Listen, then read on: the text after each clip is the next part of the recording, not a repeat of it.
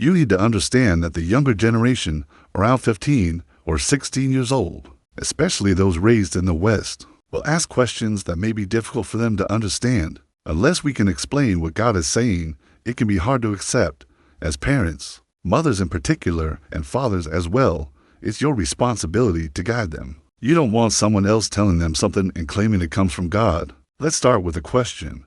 Why did God create us differently? Why are we male and female? The answer is that everything in creation has a balance. Plants, animals, humans all have male and female. Each has a purpose, a role, and responsibilities. For example, some might think, if I were a man, this would not be fair. Why do I have to follow these rules? Why should I face all these challenges? That feeling is natural, and similar arguments could come from either side. In society and in Islam, family roles are structured. There is number 50-50th division required. The financial responsibility in a family is placed on the man. He is responsible for his mother if she has no one else, for his wife, and for his family. This doesn't mean a woman cannot support the family if she wants, but it is not obligatory. The balance may seem unfair sometimes, but it is part of the structure. Many people today try to give everything, spend everything, and end up creating a balance. That is not required.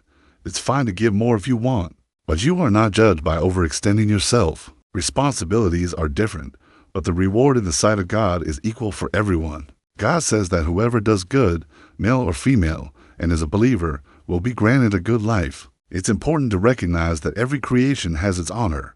Human beings are elevated simply for being human. For example, a woman who says, "I'm just a housewife," should remember that she is a creation of God, and her work has value. Similarly, a man who says, "I'm just a teacher," should remember that in God's sight, the title or income doesn't define their worth. Life in this world is temporary, but the hereafter is where true value is measured. Consider the examples of devotion and faith.